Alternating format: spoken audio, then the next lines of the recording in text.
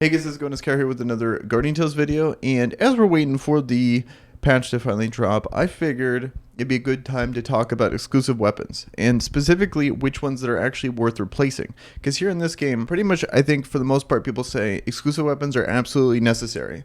But in this video I want to talk about specific examples of exclusive weapons that are not necessarily better, but they are a very good replacement and significantly more accessible. So let's get into it. Let's talk about the ones that are actually worth getting that we could replace. And the point of this is to be able to really min-max exactly the exclusive weapons that we are going to invest in. It takes so many resources to get exclusive weapons in this game. Making sure we're getting them in the right order, it really matters for progression on your account. And before we get in this video, big shout out to Captain Anumium here. He was the one that reached out to me with this information. Really knowledgeable guy here in Guardian Tales, and what's really cool is that he wants to share this information. Another big shout out to him. He's on the Discord. You could reach out to him there. And so with all that out of the way, let's get into the video. The rules of this video when it comes to EX replacements are every single player has the option to obtain this weapon. For that reason, we won't be listing weapons from other EX or rare heroes, as well as weapons that drop randomly. So no gacha. It has to be something that you can purchase. You have to actively be able to get this consistently for it to apply in this video. And then second, the DPS of a character must not be lowered by more than 25%.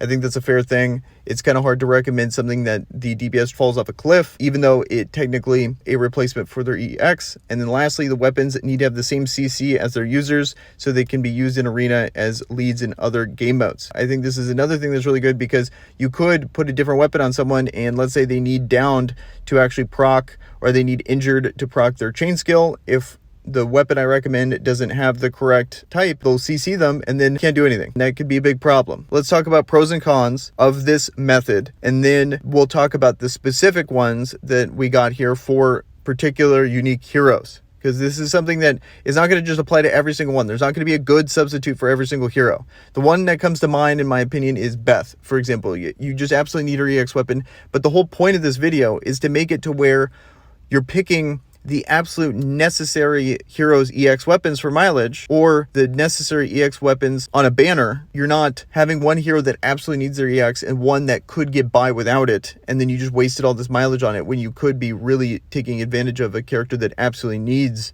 that EX weapon. Pros of this are cost. Assuming that one EX weapon costs 11.5 million gold, I did a video on this when it comes to farming magic metal, and when you take a weapon up to 5-star, it costs 230,000 gold, and then you convert that to 30 magic metal when you extract it, and if you do that over time, it's going to cost you 11.5 million gold per hammer. Valuation we're going to base on a EX weapon. Even though that's not a perfect scenario because you still need to have that first pull, and that first pull is gacha based, how much an EX weapon is worth, but I think it's a pretty good representation of just how much it is. 0.5 million gold is a ton of gold, and it kind of makes sense, especially when you start to look through the rest of this. The weapons that we're thinking about buying, a lot of these are going to be in the shop, those ones that cost 1.8 million gold. There's quite a few of them that are actually pretty good. If you're going to fully max limit break one of these, or just buy one in general, a significant savings to be able to just get this weapon. One of the major benefits that I really appreciate about this is the option changing. So with replacement weapons, it is much more realistic to have good rolls on every weapon attributed, since option locking costs only 1/10 of the stones, which is amazing.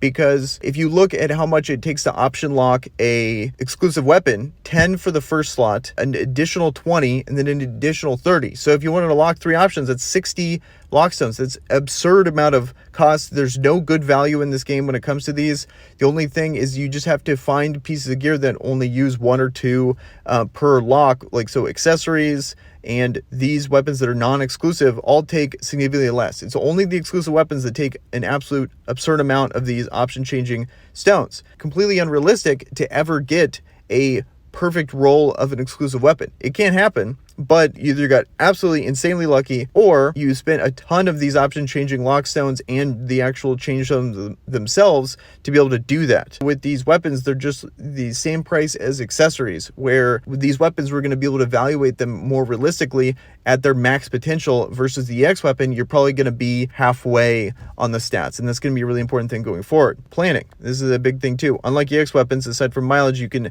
actually plan ahead to get these weapons and save for them. You can avoid the gacha aspect of weapons in its entirety, which is fantastic. So you can save your gems, look forward to a good weapon for these heroes, clear a ton of content with these, and then eventually end up mileaging or pulling their weapon. Number 4, we have Element of Surprise. I think this is a cheeky thing you can do in Arena, where if you put a weapon skin on the weapon, they're going to just assume that it's the EX weapon of that hero, especially in, more competitive arena. So you can cheese people, start to certain situations, your weapon skill will be more ranged than normal. You'll see the exact examples, and I'll have a footage of these characters in some of these weapons. I couldn't buy them all, but I have a few of them that I'm recommending here. You'll see that there's some potential in here when it comes to the Element of Surprise and how you can trick people with the weapon skills specifically of these characters. Number 5 is going to be upgrading. So same as planning, it is much more realistic to max limit break these weapons unlike their EX counterparts.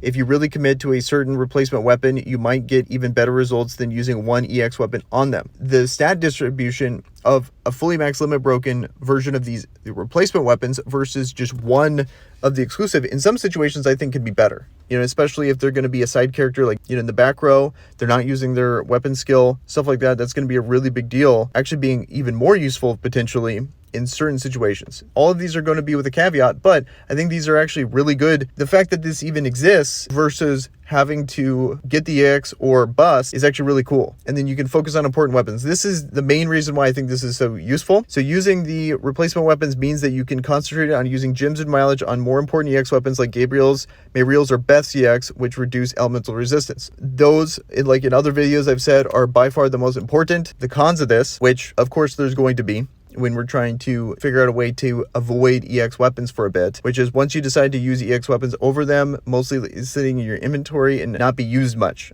which is probably unfortunately true. Second, they do not increase your Guardian base camp production, which is important, especially early game, which I think is a very good point to not forget about, is that you're going to be investing all these resources. It's not going to increase your Guardian base camp at all. That's going to be really important in getting a ton of base stats for your heroes. Unfortunately, it's not going to help out there. Now let's get into the actual specific examples, covering over all the pros and cons of this. Let's talk about Minotaur sword here. So you can buy it for 400 battle medals, and just as a side thing, when it comes to the legendary equipment that you could buy that is actually good in the battle shop, I think this is a really good target for your legendary hammers. Because this resource is so rare, once you buy the first one, this is going to be one of the best places to actually use your legendary hammers to max these out, assuming you're going to go that route. But I think instead of just buying these like 6 times, there's just so many battle medals, it's just not realistic. Whereas the hammers are still rare, but significantly less rare than 400 battle medals. Let's look at the difference in stats here. So we got anywhere from 2,575 to 2,828 DPS, but then you compare that to a max version of Red Lotus, it's a little bit less in that category because you got 2,621 to 2,878. And we got to remember that option changing these, it's infinitely easier on the Minotaur sword than it's going to be on the Red Lotus, because the amount of lockstones it takes is significantly less, like 10-to-1 ratio here. When we look at the stats of this weapon, we got to assume that you're probably going to get an average roll on the Red Lotus, but you could realistically assume that you could get an almost perfect roll here on this Minotaur sword. You actually have a realistic shot of max limit breaking it. The stats of this are relatively the same because you got, 10% HP, 8% defense, whereas all the stats on the Red Lotus are 10% across the board except crit chance, which is 6%. So you got 10% HP, 10% defense, 10% skill damage, and 10% weapon skill regen speed. Whereas over here, you're getting 10%, 8%, and then 12% on the skill damage, a little bit more, and then 8% on the weapon skill regen speed. So you're right in line here.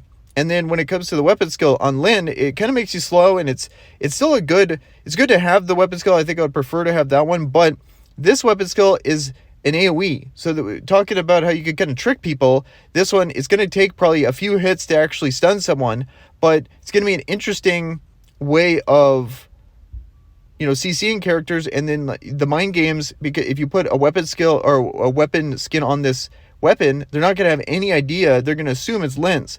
And Lynn is a good enough character because I think the big elephant in the room is her passive, where it's on hit, sets enemies on fire, and inflicts 100% DPS as injury damage. That's an amazing passive.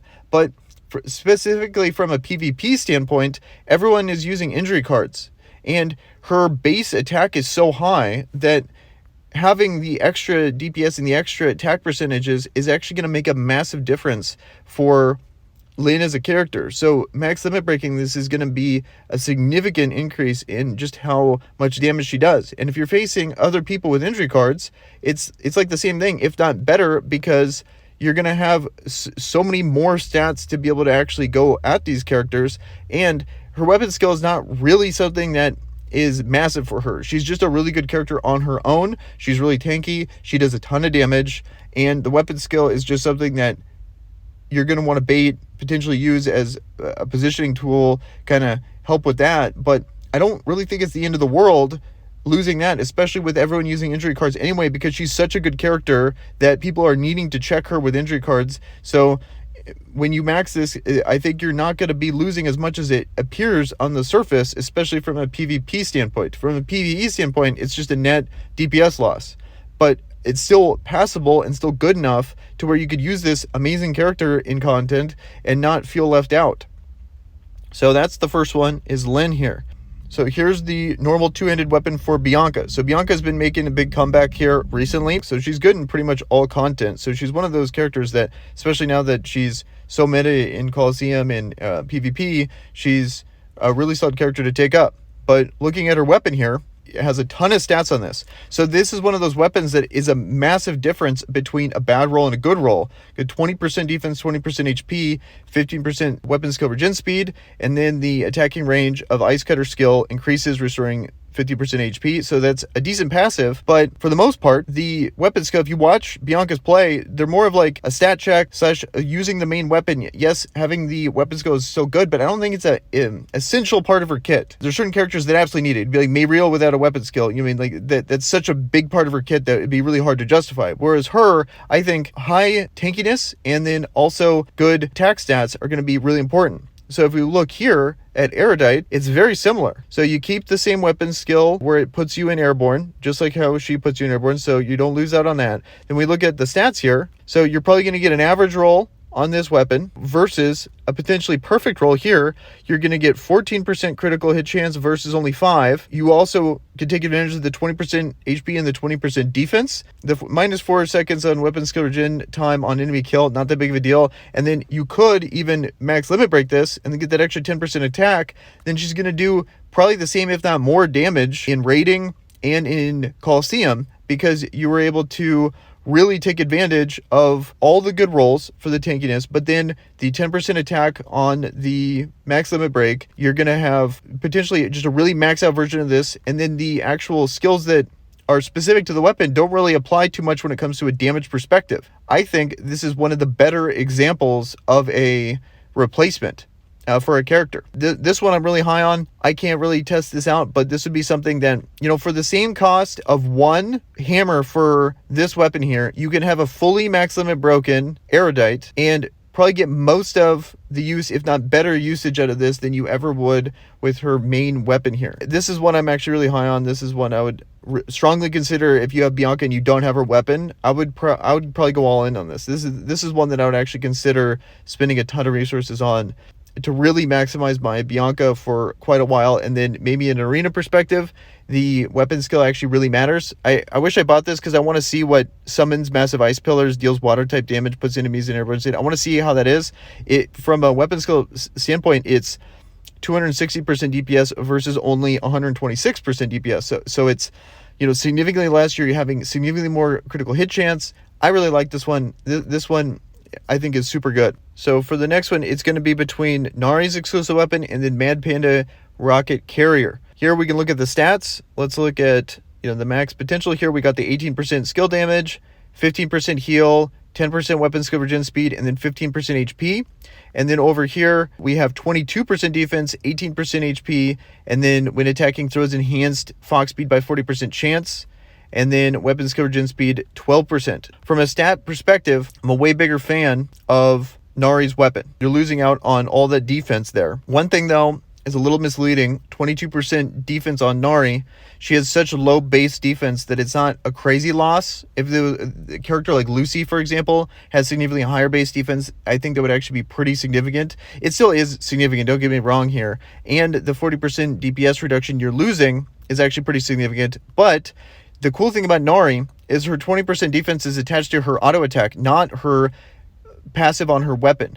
Characters like Mayriel, Beth, Gabriel, all of them are tied to their EX. So you almost absolutely need to have their EX. Those are going to be the ones we're targeting here for our actual resources versus these ones, which is going to be a massive increase for you. This is still a good tide over in the meantime. And then specifically from a PvP standpoint, Nari's, I think, kind of making a comeback because of just how many light characters there are.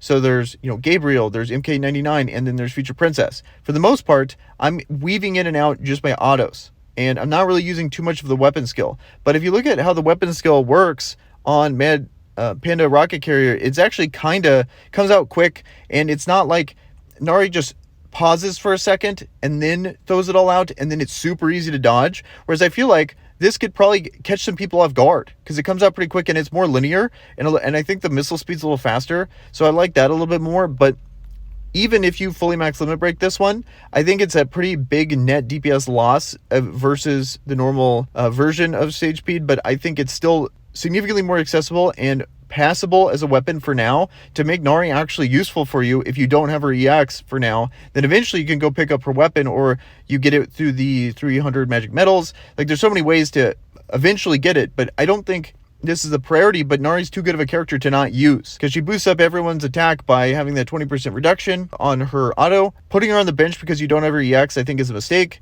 I think this is a good replacement, but not as good as the other ones. Even the other ones I showed, I think I'm the most high on. I know this order, I said, is not in any particular order, but looking back on it, I'm especially a big fan of Bianca's replacement, a solid fan of Lynn's replacement, and I want to test them out.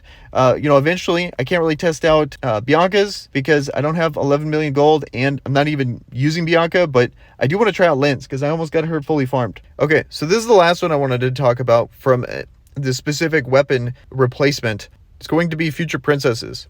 The main one, Liberator, is such a good weapon, but the replacement, I think, for it will be Authority of Lightstaff. This is 1.8 million gold, and then to fully max limit break it, roughly 11 million gold. But let's look at the stat differences, talk about potential pros and cons here. First thing, let's look at the stats. On the normal one, 2,500 to 2,775 DPS, we have 20% weapon skill regen speed, 15% skill damage, 20% HP, and then 50% defense on here. And then the big one, on hit inflicts 30% of the DPS by 30% chance, restores all allies by 2%, or their HP by 2%. Very good passive there just on the normal autos. And then lastly, it has 10% of time and space. This is the big thing, not because of reading it doesn't look that crazy, but it can CC people in one hit if you hit them all. And it's a really big AoE. It hits a ton of people. It's one of, if not the best weapon skills in the game. Let's look at the potential replacement here, because I think obviously this is going to be the better weapon in majority of the cases. The point of this is to find the absolute most impactful weapon skills for your characters, so you have now two good characters versus just one character fully done and then garbage characters supporting you. You want to have the absolute best EX, and then eventually you can get Future Princess and her weapon, and then also in a lot of situations probably just get Future Princess and her weapon anyway, just call it, and then you can get the other stuff slowly, because I think it's a little easier for the most part to boost your supporting characters. But this is always going to be situational. I'm never going to just blanket statement something like this, especially something as good as Future Princess, especially her EX. But I think this is a good replacement here if you need it, which is, so Authority Lightstaff, it has the 20% weapon skill regen speed, 20% skill damage, 15% HP, and 15% defense. A little bit less on the defense and HP, the same on the weapon skill regen speed and skill damage. Big thing you're going to lose, though, is you're going to get an Arcane Beam versus the weapon skill on Future Princess. But strictly from a PvP standpoint, you're going to keep your same auto attacks. I think one of the biggest, most impressive things about Future Princess is good typing and a really good auto attack that you could cancel. And then the front part, it's a lunge. It does the most damage. And that's the thing that's impressive. And then they have the threat of the weapon skill that could potentially CC them in one go. But no one, if they're any good, ever gets hit by the full combo. It's usually a two hit, something like that. Or you can mind game them and then you pressure them, something like that, unless you're in a mirror match, and then it's going to be a little tough. But if you're in the situation where you don't have the EX weapon versus someone that does, most of the time you're just going to lose anyway. But I think with this weapon, you might have a fighting chance, especially if you're not stuck in a mirror match. Because when people run, they run in a straight line anyway. So you could be using this weapon skill on the light authority staff to, still hit him. It's going to take quite a bit of ticks to actually be able to CC someone. The majority of what makes Future Princess good is not necessarily the weapon skill. I don't think you're going to be really competing in, super high-end PvP with this, but you can at least have a character usable and maybe push you up to plat, maybe push you up to bottom diamond with something like this. And then you have your other characters in your lineup with the actual EXs that absolutely need it. Like if you had a Beth, like imagine how bad Beth is without her EX. Like she's completely trash. Whereas Future Princess is still passable. And that's exactly where this video is really trying to target here. Gabriel without her weapon is not really that good, but her weapon, she becomes insane. Mayriel, if you want to invest in Mayriel, absolutely need to have your EX.